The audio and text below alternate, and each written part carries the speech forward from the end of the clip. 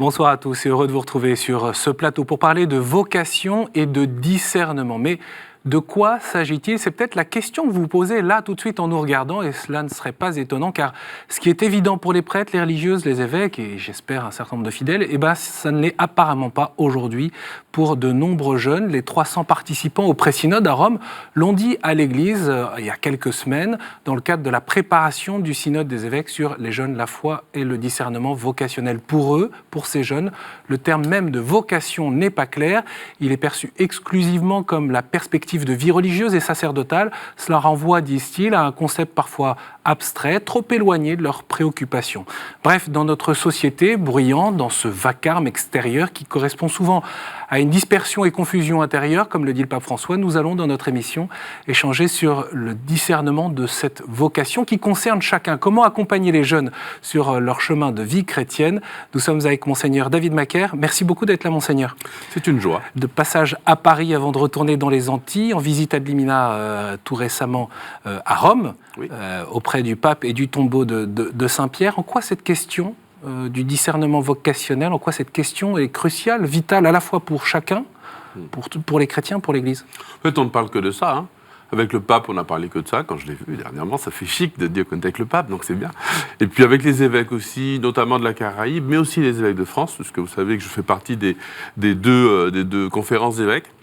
On ne parle que de ça, justement, comme vous venez de le dire, et comme les jeunes l'ont dit dans le pré-synode, pas simplement dans la question des vocations au sens religieux, prêtre, célibat, mais au sens de l'appel de bon Dieu, quoi. Crucial, vital? Ouais, crucial, vital, pour chacun, en fait. Parce qu'on regarde ça parfois comme une entreprise qui va recruter ses nouveaux ingénieurs ou ses nouveaux commerciaux. Et donc, l'Église a besoin de ceci. Mais c'est pas, en fait, je ne crois pas que ce soit que l'Église qui a besoin de la vocation. C'est chacun d'entre nous. On va chercher à comprendre, justement, et dans le dialogue avec ceux qui sont présents. Corentin Peset, 23 ans, séminariste pour le diocèse de Cahors, dans cette formation GFU qui permet à la fois de poursuivre ses études et de commencer cette formation au sacerdoce. Vous êtes étudiant en droit public à Toulouse, aujourd'hui à Paris. À vos côtés, Mère Isabelle, merci beaucoup d'être là, bonsoir. Vous êtes petite sœur des pauvres et vous êtes responsable pour votre communauté de la communauté du juniorat. C'est cette étape entre le noviciat et l'engagement définitif, une étape de formation? Une étape de formation dans la formation initiale des jeunes sœurs, qui est située à Paris, en communauté internationale. Voilà, votre congrégation, on peut le rappeler, a été fondée par Jeanne Jugan en 1839. Oui, exact. Oui. Pour être proche de ceux qui sont pauvres. Au service des personnes âgées, pauvres et démunies. C'est toujours l'unique mission de la congrégation dans l'Église. Oui. Père Benoît de Menou, 38 ans, responsable des vocations du diocèse de Grenoble depuis 5 ans, avec une équipe. Tout à fait. Ouais. Ordonné prêtre il y a 6 ans. 6 ans, en 2012. Donc ça a été quasiment l'une de vos missions en fait, mon premier ministère a commencé en 2013, puisque je terminais mes études. J'étais à Rome, et l'évêque m'a dit « tu seras en paroisse, mais je te donne un mi-temps aussi pour les vocations ». Et articulé avec la pastorale étudiante aussi. Et donc voilà, depuis septembre dernier, maintenant je suis basé à Grenoble, et donc étudiant et jeune professionnel. Eugénie Paris, 25 ans, responsable de la pastorale étudiante de Rouen. Oui. Où il y a eu des beaux projets lancés en septembre dans votre diocèse et dans la ville de Rouen.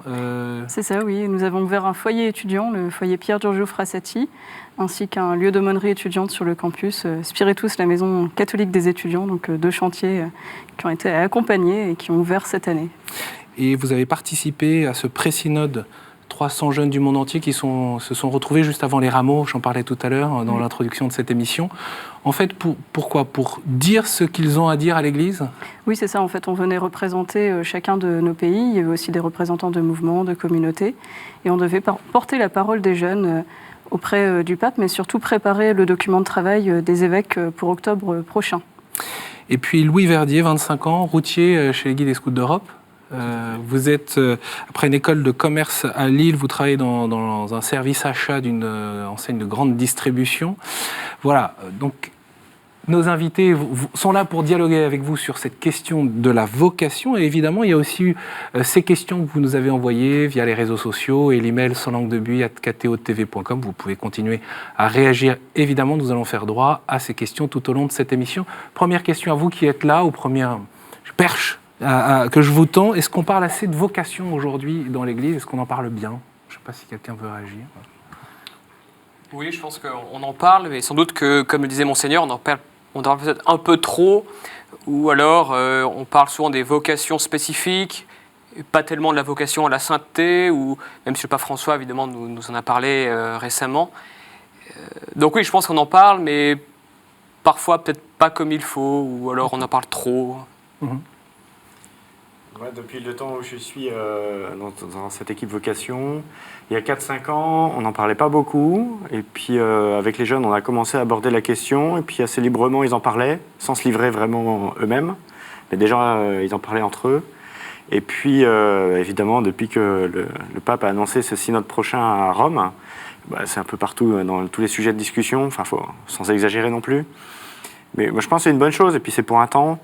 Et puis, nous, on avait vraiment ce désir d'élargir depuis 3-4 ans à toutes les vocations. Et tout en tenant le fait qu'il faut toujours accompagner d'une manière spécifique des vocations pour la vie consacrée. Donc le mot, aujourd'hui, il évolue aussi, je pense. Et il faut bien préciser de quoi on parle quand on parle vocation.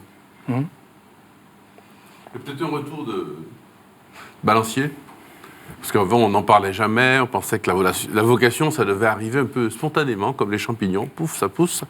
Et puis on s'est rendu compte que quand on n'en parle pas, ça pousse pas. Donc il faut en parler, mais du coup, il faut trouver les termes. Et on en est là aujourd'hui, je crois, à essayer de trouver les bons termes. Corentin parlait de vocation spécifique. J'imagine qu'il parlait des vocations de prêtres, de religieux, de religieuses, de consacrés au sens célibat. La vocation qui fait peur. Vous pouvez prendre ça d'ailleurs comme nom. La vocation qui fait peur avec des traits d'union. Et puis... Vous dites ça avec le sourire. Bah ouais, un petit peu quand même, oui. C'est normal que ça fasse peur. Ah oui, c'est normal que ça fasse peur. Oui. Ça fait peur parce que c'est pas très normal, pas très naturel. Comme m'a dit mon propre père lorsque je lui ai dit que j'allais devenir prêtre, religieux pour être exact à l'époque, il m'a dit ton frère, je comprends, il est marié, mais toi, je comprends pas. Voilà. Bon. J'ai envie de dire, chaque appel du Seigneur, en fait, fait peur, entre guillemets, puisqu'on regarde tous nos faiblesses. C'est un peu le message du pape François, d'ailleurs, pour les dernières JMJ, et il nous donne un peu comme exemple la figure de la Vierge Marie, qui, elle, est allée au-delà de ses peurs pour dire oui, même si comment cela va-t-il se faire. Et finalement, moi, je pense que le discernement vocationnel, c'est un peu ça, c'est comment cela va-t-il se faire. Oui, j'ai un appel, chacun reçoit un appel particulier du Seigneur, mais comment cela va-t-il se faire? C'est la grande question. Isabelle? Nous, on porte le souci des vocations de par notre vocation propre, je veux dire. C'est intéressant. Moi, j'ai 25 ans de vie religieuse déjà. Et il y a 25 ans, on parlait aussi des vocations de façon très large, un appel à la vie religieuse ou alors au mariage. Fonder une famille chrétienne, c'est une belle vocation. Voilà. Dans l'appel fondamental à la vocation des baptisés, on est tous appelés dans l'Église. Alors, ce qui me frappe depuis quelques années quand même, c'est qu'on ose plus en parler ouvertement. Moi, je vois même dans les jeunes qui viennent pour rendre service auprès des personnes âgées, on n'hésite pas à essayer de voir si, tiens, peut-être cette jeune, elle se pose la question de la vocation et n'ose pas forcément en parler, trouver des témoins pour vraiment parler de cette vocation. Alors, on est une communauté internationale, donc ça dépend des pays aussi. Je pense qu'il y a des cultures qui portent plus le projet vocationnel. Dans notre pays, en France, oui, peut-être on prie pour les vocations, mais peut-être pas chez soi. Voilà. Donc c'est vrai, ça fait peur, peut-être, je ne sais pas. Oui, il y a le père Benoît Pouzin, on a vu sa réaction à l'écran, qui dit qu'il faut interpeller directement. L'Église, c'est le rôle, la mission de chaque chrétien et de l'Église d'interpeller. L'Église est née pour ça quand même, les enfants. Elle est née pour que chacun trouve sa vocation et pour accompagner chacun à sa vocation. Sinon, j'ai envie de dire, elle n'a vraiment aucun intérêt.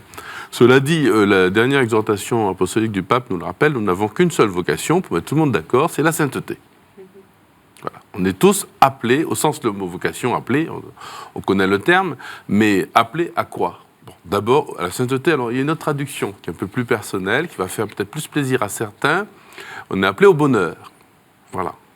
On est appelé au bonheur. On est tous appelés au bonheur. Alors, du coup, quelle est ma place dans la vie, dans le monde, etc. Justement, je vous propose d'écouter la question d'Axel Brugerolles. Elle est vierge consacrée dans le diocèse de Fréjus-Toulon. Elle a 35 ans. L'ordre des vierges représente des femmes consacrées à Dieu par leur évêque, dans le célibat et qui vivent dans le monde. Axel, Monseigneur a une question pour vous. Je vous propose de l'écouter.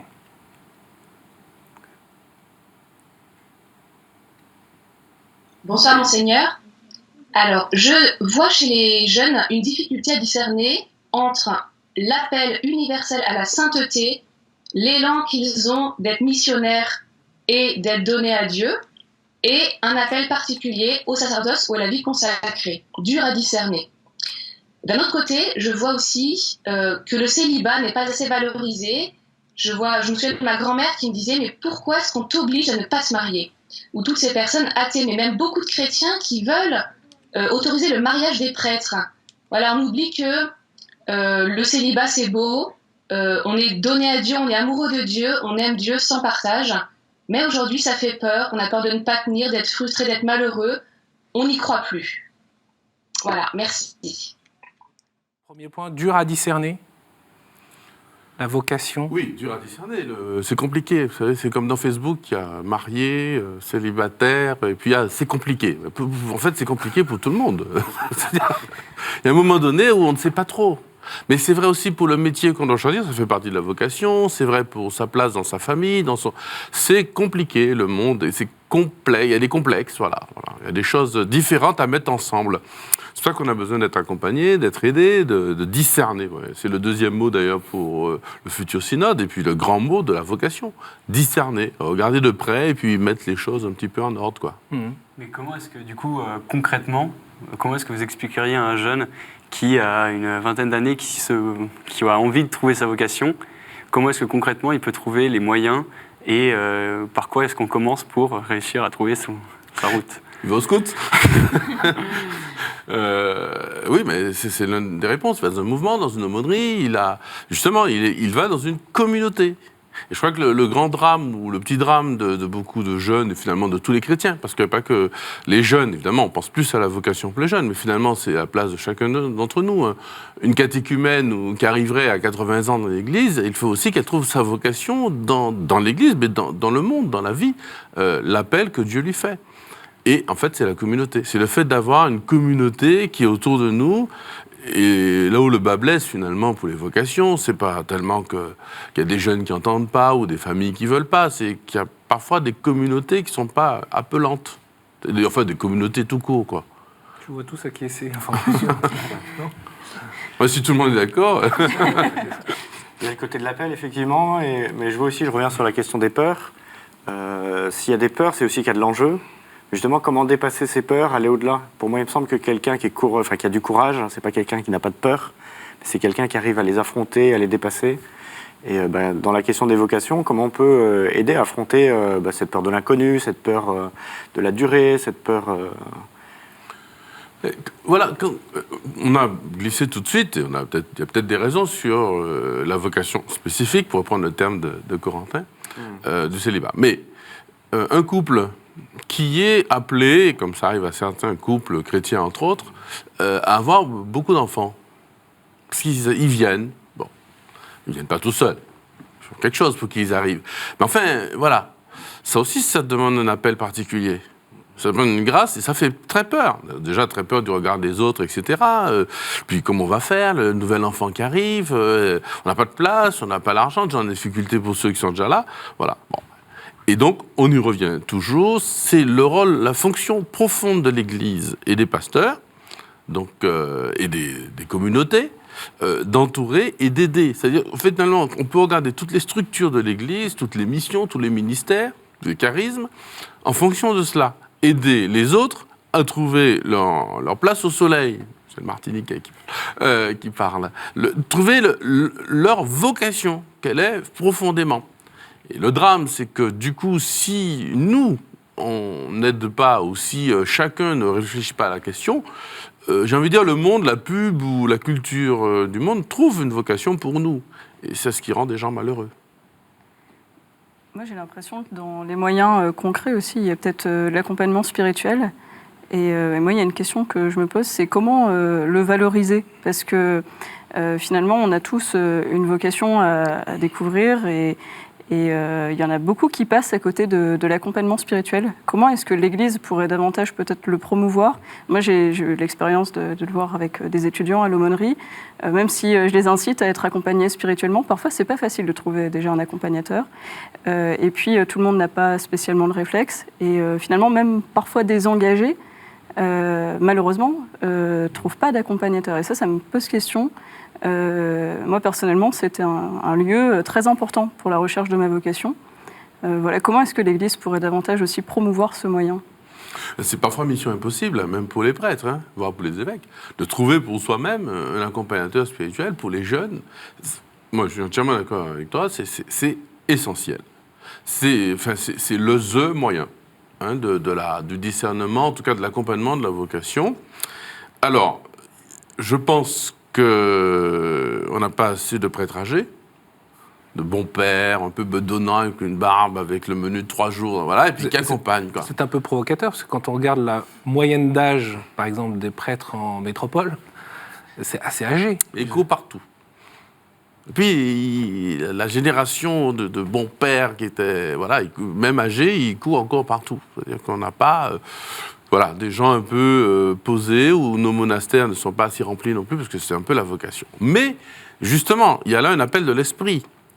Et je crois qu'il faudra s'interroger sur qui peut accompagner. Alors, je reviens de Rome, j'en ai un peu parlé avec le pape. Ça fait...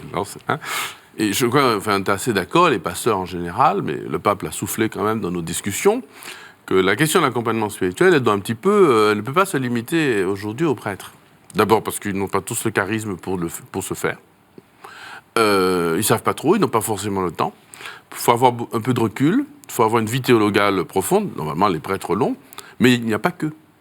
Il y a les moines, ça a toujours été le cas, et puis il y a des laïcs, et certainement des religieuses. La maternité spirituelle est un grand besoin d'accompagnement, et des laïcs qui ont une vraie vie théologale. C'est pas simplement parce qu'on a suivi 3 cours d'écoute ou de psychologie, c'est pas ça. C'est vraiment une écoute, un cheminement personnel, toute une humilité. Et donc là, c'est vrai que le gros travail des pasteurs ou des accompagnants des vocations, parce qu'en fait, on a pensé à un moment donné qu'il suffit d'avoir un service des vocations. Et puis quand un jeune parle de vocation, notamment de vocation spécifique, mais c'est valable aussi pour le mariage aujourd'hui, on s'en rend bien compte. Et je pense que le synode sur la famille l'a bien montré. On dit, vous allez préparer votre mariage au cours tel, vous avez la vocation, allez, au service des vocations, et puis on abandonne ce jeune face au service des vocations qui ne le connaît pas, qui lui donne 2 plaquettes, qui l'accompagne, qui lui propose des choses. Non, je crois qu'il faut plus que ça. C'est un peu dur pour le service des vocations. Mais pas du tout, je suis complètement d'accord. Mais oui, moi ça m'interpelle justement sur du coup quels moyens, quelles ressources on met. On parle de temps, il faut beaucoup de temps pour qu'une vocation grandisse. On peut dire 20, 30 ans, et puis c'est toute la vie. Et de fait, nous prêtres, on est souvent pris par des multiples rendez-vous, des charges qui sont assez grosses parce qu'on a une structure qui est plus grande que nos capacités, à mon avis. Et justement, comment on fait des choix stratégiques, des choix tout court, pour favoriser peut-être plus cette dimension qui est peut-être pour moi une priorité, celle des jeunes. Alors il y a le service des vocations, mais en fait il y a toute une communauté, vous l'avez dit. Ouais. Et on peut pas comme prêtre, et ça c'est une vraie discussion qu'on doit avoir dans le clergé par rapport à cela, et nous évêques aussi, on peut pas démultiplier l'accompagnement, y compris les vocations, y compris même des couples. Alors évidemment quand on est en paroisse, on n'a pas forcément le choix. Mais à un moment donné, si on accompagne un couple, surtout de nos jours, il faut faire le service après-vente. Il faut le suivre tout le temps. Oui, d'ailleurs, cette réaction de Mélina qui dit « Je voudrais savoir comment discerner l'appel de Dieu dans ma vie. Je suis mariée, maman de 5 enfants. J'aime être présente pour les personnes, mais je suis un peu perdue en ce moment. Qu'est-ce que Jésus attend de moi aujourd'hui ?» Ça, c'est une manière justement de discerner. Oui, alors une bonne retraite spirituelle, 1 fois par an. C'est le régime normal de tout chrétien, une retraite 1 fois par an, ou bien un bon pèlerinage, un truc un peu où on prend un peu de recul par rapport à chez soi. Et puis, un accompagnateur, on va dire le terme. Avant, on aurait dit perspi, mais du coup, ça réduit aux prêtres, aux religieux, dont c'est le métier premier. Mais un accompagnateur, alors ça dépend des périodes de la vie. Je pense qu'entre 18 et 26 ans, c'est obligatoire. Ça devrait être 26 ans systématique. Pourquoi 26 ans c'est la C'est limite. un peu plus de 25, je veux dire. D'accord. Voilà. Encore un Je an. vais embêter ceux qui ont 25 ans ici sur le plateau. Encore un an. Il y en a 3. Mais entre 18 et 26 ans, je veux dire, c'est vraiment une question qu'on doit se poser. Ça doit être obligatoire. C'est un jeune chrétien, vocation spécifique ou pas, etc., accompagnement, parce qu'il y a c'est les grands choix de la vie. Et c'est les grands platanes aussi sur lesquels on s'encastre si on n'a pas cet accompagnement. C'est les grandes questions affectives, les grandes questions professionnelles, les grands choix, etc. Évidemment, quand on est dans un mouvement, c'est peut-être plus simple, mais voilà. En poursuivant ce que dit Monseigneur, c'est vrai que la question de l'accompagnement spirituel, en fait, la question fondamentale de la vocation, c'est mon lien personnel avec Jésus. Et qu'est-ce que je vais vivre dans l'accompagnement spirituel ? Eh bien, faire grandir cette relation personnelle avec le Seigneur. D'ailleurs, c'est un des critères, je dirais même de discernement, d'appel à vocation spécifique. Voilà. En dehors de l'apostolat de la congrégation, voilà, qu'est-ce que... Je rejoins le témoignage d'Axel, la Vierge consacrée, hein, qui disait la beauté, la grandeur du célibat consacré, où je découvre que Jésus m'aime à ce point que je suis capable, par son appel et un don spécifique, de donner toute ma vie pour lui. Donc l'accompagnement spirituel, c'est vrai, et on a des demandes par rapport justement à une vie chrétienne profonde. Et il me semble que c'est ça le cœur de la vocation même. D'ailleurs, pour revenir à la question qui a été posée, ça ne s'explique pas. Hein. Même Jésus, quand il parle du célibat pour le royaume, les apôtres autour ne comprennent rien, et Jésus finit le texte en disant, bon, allez, celui qui peut comprendre, qu'il comprenne. Ça ne s'explique pas. C'est toujours choquant et violent, la fameuse... C'est pour ça que ça fait peur, d'ailleurs. On ne peut pas expliquer à sa maman, à son papa, à ses amis, à ses copines, à ses copains, oui, ben, vous comprenez pourquoi je suis appelé à être célibataire pour Dieu. Ça, mais soi-même, on ne le comprend pas, on le vit. D'ailleurs, la vocation, ça se vit. Et donc, là aussi, on essaie... Mais si on rentre bien très profondément dans le mariage, qui est une vocation naturelle pour le coup, on se marie même si on n'est pas chrétien. Et je veux dire, au sens où l'union d'un homme et d'une femme stable, en vue d'avoir des enfants, de les éduquer, de se porter l'un l'autre, etc. Bon, c'est quelque chose que normalement, tout être vivant, même s'il y a des échecs par-ci ou d'autres formes par-là. Mais par contre, la vocation spécifiquement chrétienne bénit le sacrement, bon, bah, là aussi, ça ne s'explique pas encore tout à fait non plus de nos jours. Il faut être un petit peu fou. S'engager avec une seule femme toute la vie, quelle idée. Enfin, vous voyez, c'est fou. Vous évoquez, Mère Isabelle, la relation à Dieu, la relation personnelle à Dieu. Et tout à l'heure, Monseigneur, vous évoquiez le rapport à la communauté, que c'était aussi la communauté qui permettait de faire ce cheminement. Je fais allusion à ce que les jeunes du pré-synode au printemps là, ont dit à l'Église, c'est aussi que ce lien à l'Église, il s'était beaucoup étiolé et que du coup chacun était renvoyé à soi-même et que ça ne suffisait pas en soi pour pouvoir cheminer dans la découverte de sa vocation. Et on peut revenir sur cet aspect, je ne sais pas si Eugénie voulait préciser un peu en ayant participé à ces réflexions. Non, pas spécialement, mais c'est vrai que souvent on vit dans une société de plus en plus individualiste, je pense qu'on se retrouve tous face à nos questions de manière assez seule. Et du coup, c'est pour ça que je rebondissais tout à l'heure sur l'accompagnement spirituel, parce que là aussi, pendant le pré-synode, il y a tout un paragraphe qui est sorti sur l'accompagnement spirituel qui, à mon avis, est vraiment le nœud pour accompagner aujourd'hui les jeunes, parce que, en effet, nos communautés, parfois, ne sont plus appelantes ou n'osent pas appeler. Et après, le lien, c'est comment est-ce qu'on invite vraiment des jeunes à être accompagnés spirituellement, justement, pour vraiment faire ce choix. J'avais un frère qui rigolait beaucoup, un frère dominicain. Parce que c'est pour ça que vous êtes en blanc d'ailleurs. Oui, vous êtes dominicain d'origine. Dominicain d'origine, on le reste d'ailleurs, un petit peu. Et alors, quand on entre dans l'ordre, on se met un bras en croix, couché par terre, habillé en laïque, en civil, et le provincial demande « Que désirez-vous » Et les frères répondent « La miséricorde de Dieu est la vôtre ». Mais alors, en fait, la vraie réponse, c'est « Je veux qu'on m'aime ». En fait, je crois que les jeunes aujourd'hui, enfin tout le monde d'ailleurs, dans une société individualiste, on est seul, on est isolé. Vous allez à la messe ce dimanche, on connaît votre prénom ? On connaît votre prénom ? Et si vous avez réussi, vous avez eu un CDI, vous attendiez aussi au chômage. Vous avez vous allez à la messe ce dimanche ? Alors, dans certaines petites communautés, oui, parce qu'elles se sont réduites. Donc, on a besoin à la fois quelque chose de très individualiste et personnel. J'ai envie qu'on m'aime, quoi. J'ai envie qu'on m'aime. Or, l'accompagnement spirituel, j'ai un regard personnel. Alors ça, pour nous, les prêtres, c'est extrêmement... les séminaristes verra, mais c'est extraordinaire de devoir donner sa vie parce qu'en fait, on répond énormément à l'amour des gens dans ce regard particulier de l'accompagnement spirituel. Mais d'autres peuvent le faire dans les communautés nouvelles ou ailleurs, dans les mouvements. Et encore une fois, c'est un accompagnement qui n'isole pas les personnes en tant qu'individus, mais qui les raccroche justement à une communauté, à l'Église. Parce que on voyait aussi dans le texte, c'était marquant de dire certains jeunes considèrent qu'ils n'ont pas besoin de faire partie de l'Église et qu'ils trouvent du sens à la vie en dehors de l'Église. Donc du coup, on peut comprendre que la question de la vocation ne se pose pas de la même manière. Et oui. Ouais, je vais rebondir justement sur le côté des mouvements qui poussent. C'est vrai que donc moi j'ai eu la chance, à travers le scoutisme, en tant que chef, mais même en tant que jeune, d'aborder le thème de la vocation de façon assez libre, assez décomplexée. Et pour rebondir, oui, il y a des mouvements qui sont peut-être un peu fermés, etc.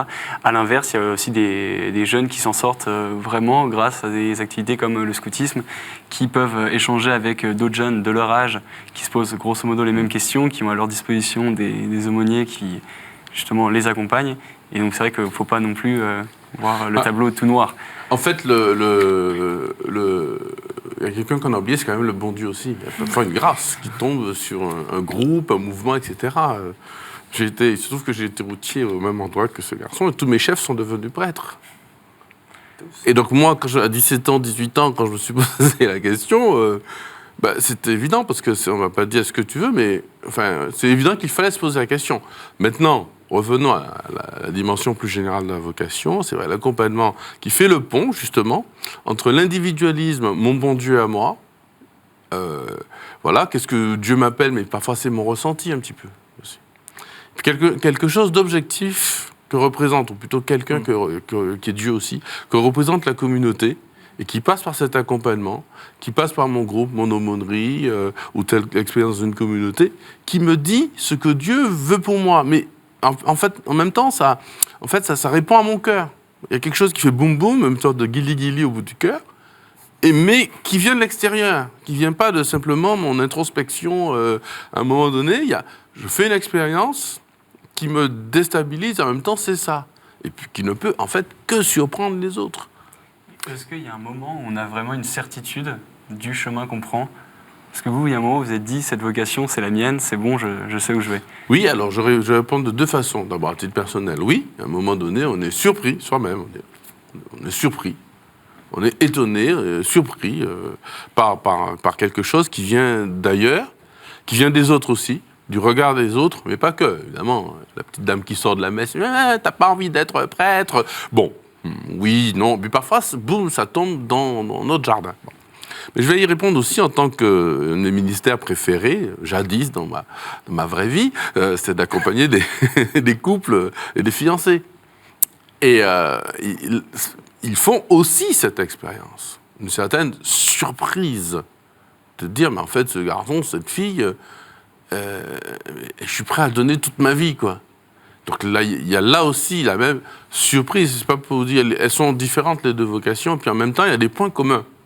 Parce que une de mes idées, c'est qu'il n'y a qu'une seule vocation, c'est la sainteté, mais qu'il y a deux états de vie. Mais c'est pour la même sainteté, c'est comme un arbre, quoi. Et il y a deux états de vie, le mariage et le célibat. Il n'y a pas entre les deux. Bon, on en déplace à certains qui aimeraient bien passer de l'un à l'autre et retour. Bon, donc c'est toujours la même sainteté. Une vocation, deux états de vie. Bon. Mais du coup, c'est toujours cette vocation à la sainteté, ça c'est le point commun entre les deux états de vie. C'est bien un appel surnaturel pour chacun. Quelque chose qui ne s'explique pas. Et c'est très bizarre parce que c'est pas simplement un appel, vous voyez, on peut appeler quelqu'un à être, je sais pas moi, réparer à l'église les lampes qui sont abîmées. C'est un appel, c'est une vocation aussi. Peut-être que cette personne va le faire avec un charisme extraordinaire pendant 30 ans et que la communauté sera illuminée. Bon. C'est pas surnaturel, c'est le curé qui a besoin de quelqu'un. Mais l'appel à donner sa vie au Christ, ça, quand il va se réaliser, c'est autre chose. Il y a Gabriel qui nous envoie un long message qui est d'ailleurs poignant. Voilà le résumé, on l'a vu à l'instant sur l'écran. J'ai besoin d'une certitude, d'une base solide sur laquelle me construire, d'une vision claire du projet de Dieu pour ma vie. Actuellement, je nage dans la confusion, l'incompréhension, ça me cause un mal-être existentiel insoutenable, dit-il.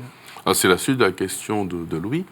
Il y a une technique, il y a des techniques à mettre en œuvre pour discerner sa vocation, qui marchent bien. Elles sont... Voilà. Il y a des retraites, par exemple les retraites de Saint-Ignace, ça marche bien. Alors, il ne faut pas le faire à n'importe quel moment, ni dans n'importe quelle condition. Il faut déjà avoir un peu travaillé sur soi, par exemple dans les propédeutiques, mais aussi pour d'autres cas. Régulièrement, il y a plusieurs communautés, les jésuites en particulier, mais pas que, qui proposent ce genre de retraite. Parce que ça marche bien. Des exercices spirituels, notre âme, c'est notre âme. On passe par un certain nombre d'étapes, avec des exercices spirituels, pour voir quel est l'état, ou qu'est-ce qu'il y a au fond de notre âme, parce qu'on croit que Dieu, quand même, a mis quelque chose là-dedans. Voilà. Il y a l'accompagnement spirituel. Je crois, si je me souviens bien, que les jeunes, dans le texte du pré-synode, ont parlé aussi du silence. Le mot revient qu'une seule fois, mais j'ai noté. Évidemment, le bruit est l'anti-discernement vocationnel. C'est ce que je disais tout à l'heure. Si l'Église ne joue pas son rôle, et l'Église, c'est chacun d'entre nous, hein, c'est la copine qui dit au garçon, mais tiens, toi, tu es sûr que si on ne t'appelle pas à être prêtre, c'est bon, voilà, c'est ça. Ou l'inverse. Bon. Et donc, la parole des hommes ou des femmes dans l'Église, des communautés, le silence, les temps de retraite, on en a parlé, l'accompagnement spirituel, et puis un certain délai. Les lectures spirituelles, voilà, le dernier que je cherchais, les lectures spirituelles. Voilà. Et les familles dans tout ça, je vous propose d'écouter la question de François Delestre, il est vice-président de l'association des parents de prêtres, religieux, religieuses. Parmi ses 5 enfants, l'un d'entre eux a choisi de devenir prêtre, il a été ordonné en 2010, je vous propose d'écouter sa question. Bonsoir, Monseigneur. L'annonce d'un engagement religieux dans une famille est souvent accueillie avec un mélange de joie et d'inquiétude, parfois de colère, voire de refus. Ça bouscule toujours les parents, les frères, les sœurs. On veut des prêtres, on prie pour ça, mais c'est toujours mieux quand ça arrive chez les autres. Il y a des familles où la question religieuse est inexistante, et alors on voit l'éveil de plein de questions sur la religion, l'Église, la foi. La vocation d'un enfant est aussi une épreuve qui est vécue souvent différemment par le papa et la maman. Monseigneur, les parents qui font l'expérience de l'engagement de leur enfant connaissent pour la plupart une joie profonde et ils grandissent sur leur chemin de foi et d'engagement. C'est une richesse dans l'Église. Est-elle exploitable? Comment? Comment en témoigner? Qu'attendez-vous de nous face au désarroi des familles? Monseigneur Macaire. Un témoignage. Le mot a été dit. De toute façon, il y a le témoignage qui est essentiel, parce qu'il n'y a que comme ça qu'on peut... si je peux raconter une histoire personnelle, ma mère, qui était aussi, et mon père, complètement abasourdi devant un fiston qui rentre dans les ordres. Puis j'avais invité un frère de passage, un religieux, et qui était en Martinique, et qui a dit « Oh là, je dois rentrer rapidement en France parce que ma mère doit se faire opérer. » Ah, ça a rassuré mes parents. On peut aller voir ses parents quand ils sont malades, etc. Cela dit, il y a une petite... c'est pas la même chose pour les garçons et pour les filles. Parce que quand un garçon arrive, sa vocation est assez claire. On va lui proposer, d'ailleurs en propédeutique, d'ailleurs en séminaire, voilà, ce qu'il fera est assez clair. Pour les filles... Et les parents sont beaucoup plus inquiets aujourd'hui de ce qui va devenir de leur fille. Et c'est vrai, il y a de quoi. Il y a une vraie question.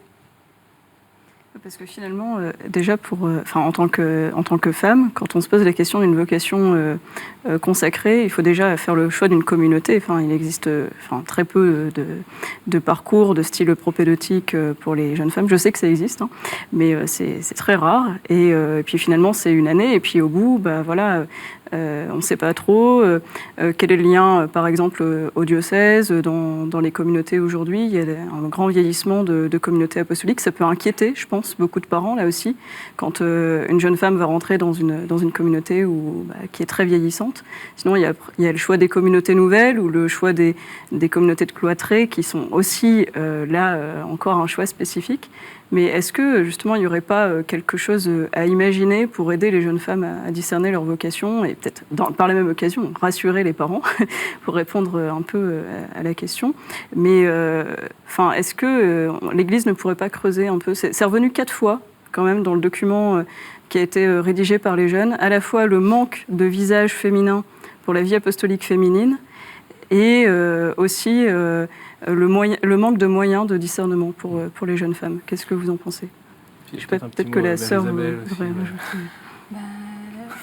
Oui, je dis, c'est vrai que je comprends tout à fait qu'une jeune qui se pose la question de la vocation religieuse, elle a besoin de rencontrer une communauté ou un témoignage, il y a une transmission qui se fait. Et, alors c'est vrai que quand on voit un suivi, mais quand il y a des trous et des différences d'âge, c'est vrai qu'on hésite à...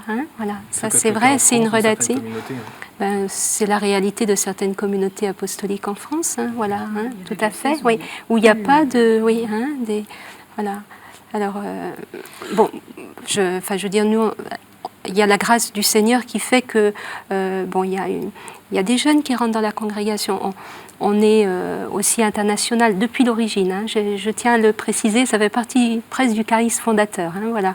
Mais c'est sûr, on voit que les jeunes sont portés par les jeunes aussi. On comprend que ça, c'est essentiel. Oui. Alors, je sais qu'il y a certains diocèses qui se posent la question aussi, de créer quelque chose comme des années propédeutiques, par exemple pré-séminaire. Je ne sais pas, je serais contente de savoir où est-ce que ça existe pour les jeunes femmes. Il y a une maison qui a été depuis créée l'année pour des jeunes dernière femmes sur une école de vie, sur une école. François-Xavier. Ah oui, justement, moi, je voudrais abonder dans ce sens-là. On en a discuté tout à l'heure avant l'émission. Dans le diocèse, nous, on a plusieurs jeunes femmes, 3 en particulier, qui interpellent l'évêque en disant, nous, on sent un appel, et ce qui est appelant, c'est la mission pastorale diocésaine, parce qu'elles ont eu une expérience, et donc elles toquent à la porte de l'évêque, qui répond favorablement, mais qui avance à tâtons, parce qu'il n'y a pas de choses qui existent en tant que telles. Il n'y a pas de case. Et les cases, c'est terrible. Pas dans une case. Et la question que ça ne correspond pas entre guillemets une case ou un... On a parlé de la vie apostolique religieuse qui n'est pas... Beaucoup de communautés religieuses, beaucoup de congrégations, entre guillemets, d'une certaine manière, le choix est immense. Et oui, mais il y a peut-être encore autre chose, puisque, semble-t-il, il y a quelque chose qui n'est pas à plan ou qui n'arrive pas jusqu'au bout. Et par contre, elle nous interpelle, l'évêque en particulier, et puis moi je suis un peu dans la réflexion, en disant, mais nous, ce créneau particulier, on voudrait être au service de l'évêque, quelque chose qui est peut-être complémentaire avec le sacerdoce, qui n'est pas le sacerdoce, et justement une complémentarité des prêtres et des laïcs, mais en vie consacrée. Et c'est la mission pastorale diocésaine, en tant que telle. C'est pas un secteur comme les congrégations religieuses, il y a peut-être 1 siècle, 2 siècles, se spécialisaient dans un domaine. Et du coup, est-ce que l'Église est prête à risquer, à avancer, à explorer Il y a un problème conjoncturel qui est le vieillissement des communautés. Je pense, sans langue de buis, que c'est la faute au concile, mais d'une très bonne façon. Pourquoi? Parce qu'en fait, le concile a rappelé à tous les fidèles, laïcs, etc., que leur mission, ils étaient prêtres, prophètes et rois. Donc, ce n'était pas réservé aux curés et aux bonnes sœurs. Et ils l'ont pris au sérieux. Regardez, par exemple, l'enseignement catholique. Avant, c'était que des congrégations, des prêtres, et puis maintenant, il y a toute une génération d'hommes et de femmes, là, et de pères et de mères de famille qui ont pris ça en main, chrétiennement, puis qui gèrent, qui sont pasteurs, enfin, au sens... Donc, dans d'autres domaines aussi, dans plein de domaines, les fidèles, les baptisés, de tout style, ont pris en main leur baptême. Du coup, les congrégations religieuses ont moins de... Voilà, ça, je pense que c'est conjoncturel. Au moins de raison d'être, j'ai envie de dire. Une jeune fille qui a envie de se donner à fond pour son église, qui ressent, qui a envie de prendre des responsabilités, c'est vrai qu'il y a un siècle, même moins, si elle était mariée, elle ne pouvait pas faire ça. La société, même l'église ou son mari ne lui permettait pas. Aujourd'hui, pas de problème. Donc il n'y a pas de raison, finalement, de traiter la vie religieuse. Bon, maintenant, il y a un problème structurel, cette fois-ci. C'est-à-dire qu'il n'y a pas de GFU-fille. C'est une fille qui a envie de faire des études, qui a envie de se consacrer. Voilà, Corentin, lui, pas de problème, il sait. Son évêque lui donne une piste. Puis nous, les évêques, on arrive et on a un défi. Et puis il faut aussi retourner un petit peu les choses.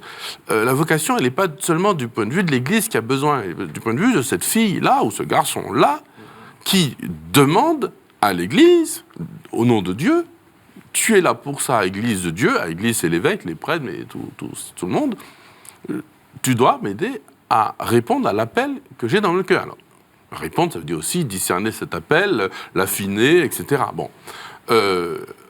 Et donc, il nous faut répondre à cet appel. On n'a pas le choix. On n'a pas le choix. Il y a ces filles qui disent, moi, les congrégations, celle-là n'est pas forcément appelée à la vie commune, mais elle arrive, elle demande la vocation. Ce serait un garçon, on connaîtrait la réponse. On connaîtrait la réponse. On aurait une route à lui proposer. Pour les filles, alors, parfois, il y en a qui ont une vocation claire, une moniale, une carmélite, une bénédictine, une dominicaine, enfin voilà, on sait où les envoyer. La vocation spécifique des petites sœurs des pauvres, par exemple, c'est clair. Mais certaines filles arrivent, comme la plupart des garçons d'ailleurs, sans avoir de truc spécifique, puisqu'elles ont des niveaux de diplôme. Il y a une dernière question, du coup c'est moi qui pose des questions, mais que nous posons, évêques, et on devrait répondre en Église, c'est quel ministère pour ces femmes ? Quel est leur ministère ? Pas demander à une fille consacrée, simplement, je trouve que c'est très bien d'être sacristine, mais elle a peut-être envie de faire autre chose. On parlait de l'accompagnement spirituel tout à l'heure, l'enseignement, des responsabilités communautaires aussi. Après tout, on a le charisme de diriger une communauté ou une partie de communauté, etc. Donc, il nous faut réfléchir, et on sent bien que le Saint-Père avance là-dessus, hein. Et puis, il n'y a pas que lui qui réfléchit, nous aussi, dans la vie de nos communautés, ce sont des choses qui existent déjà. Des responsabilités dans des grands mouvements, nos grands mouvements d'église avec des milliers de personnes, souvent ils sont exercés par des femmes, ça pose aucun problème. C'est pas tellement d'avoir une place ou pas au Vatican, c'est peut-être honorifique, mais même il faudra aussi que ça se voit d'ailleurs pour les filles. Il faut aussi que ces places, parce qu'il y a une vraie responsabilité féminine dans l'église, mais il faut qu'elle se voit. En fait, elle se voit moins, parce que quand on arrive, on prend la photo, on voit le curé. Et en fait, les 3/4 de la parole sont dirigés par des femmes, mais ça se voit pas. Vous abordez ça parce que ça concerne justement la manière pour les jeunes de discerner leur vocation ? Bien entendu.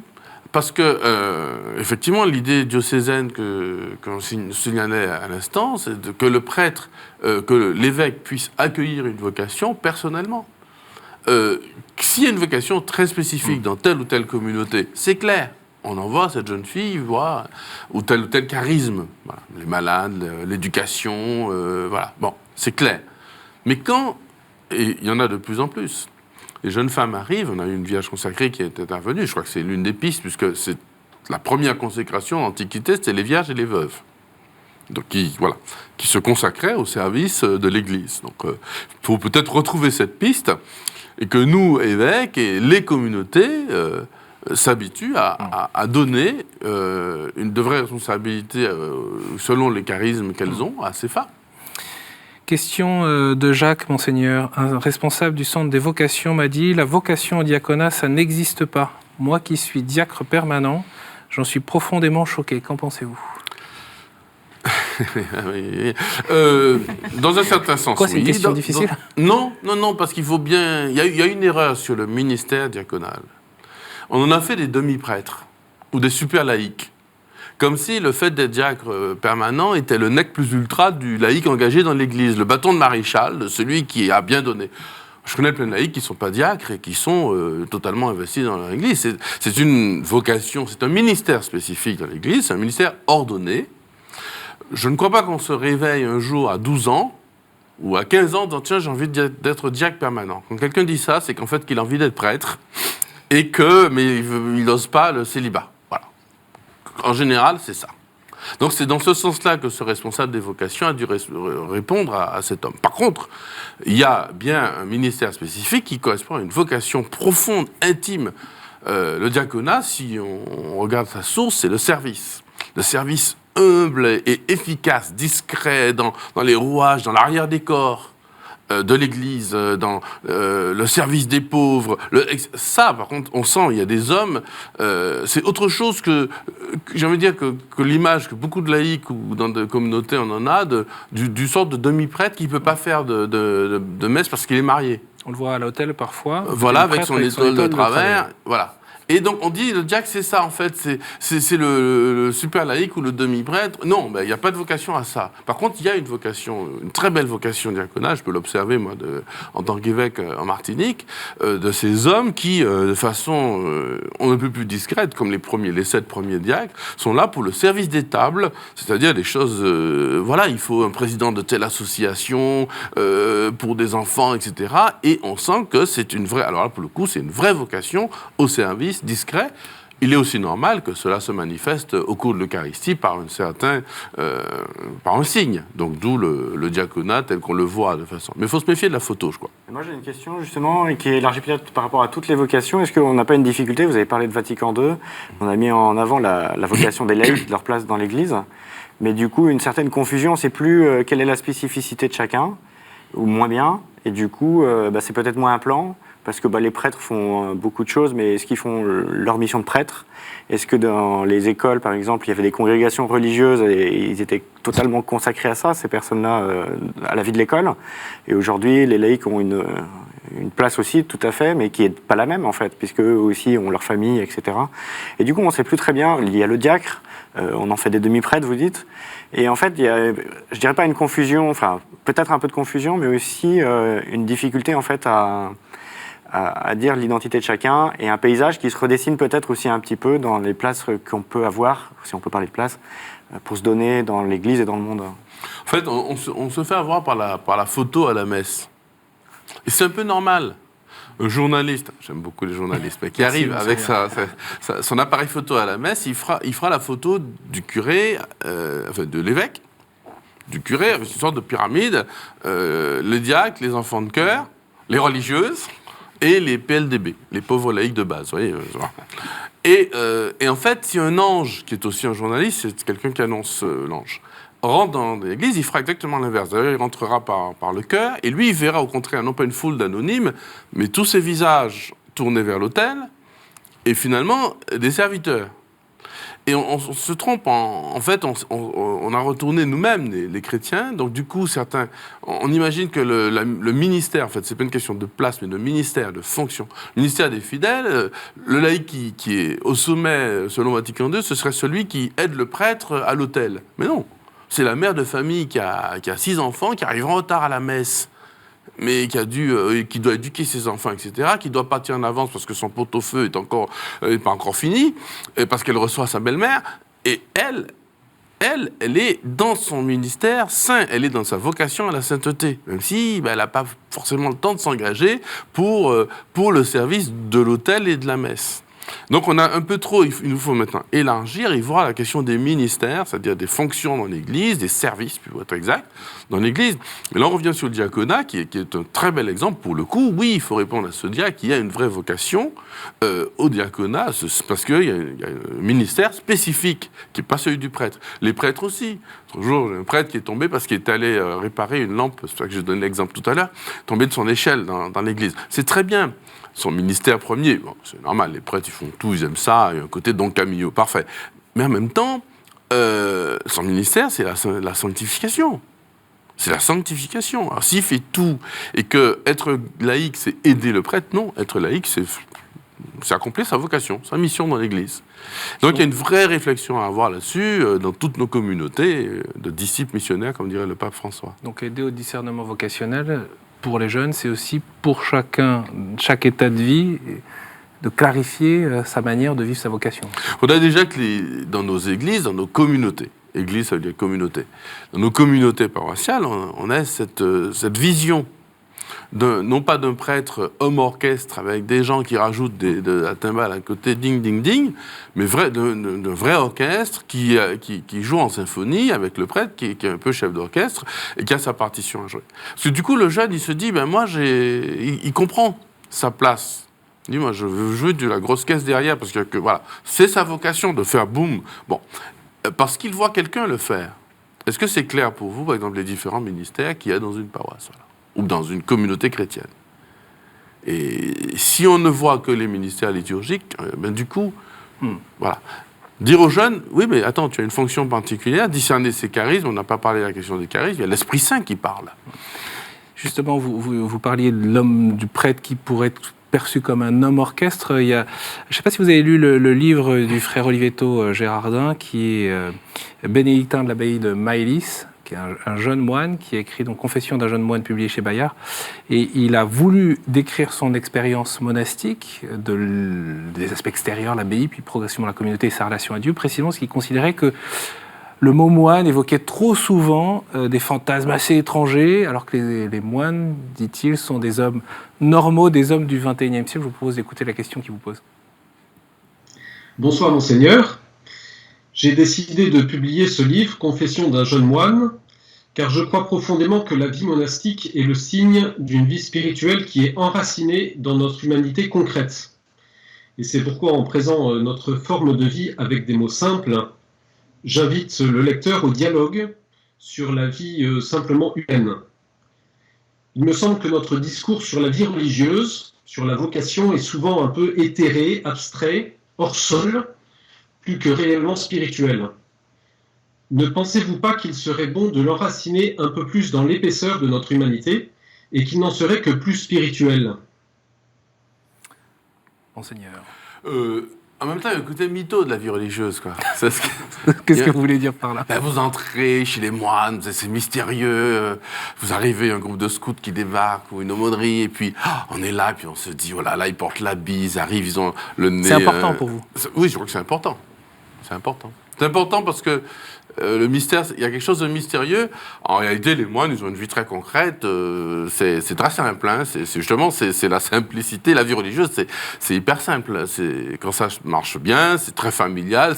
Voilà, enfin, il n'y a rien de compliqué. Ce sont des hommes et des femmes normales, dit-il. Tout à fait. Il y a un côté, mais vraiment d'une simplicité incroyable qu'on n'imagine pas quand on est à l'extérieur. Même moi, avant d'entrer dans la vie religieuse, et j'imagine les confessions de jeunes moines.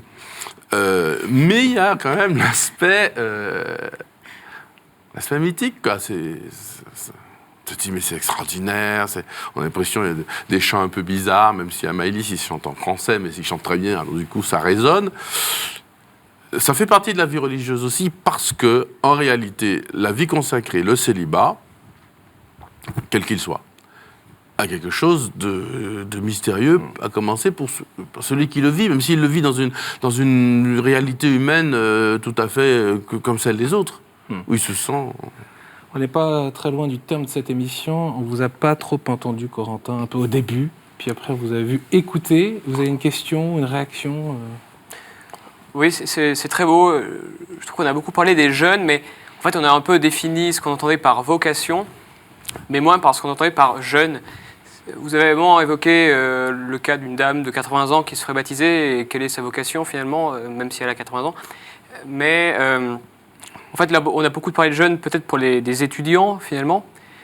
Mais finalement, une question, ça pourrait être finalement, mais comment est-ce qu'on pourrait accompagner un jeune, par exemple, un collégien ou un lycéen, pour qui la réponse en fait devra attendre quelques années encore quand même avant de se matérialiser concrètement au sein d'une communauté, en parler à son évêque ou à une supérieure de congrégation. Finalement, comment accompagner?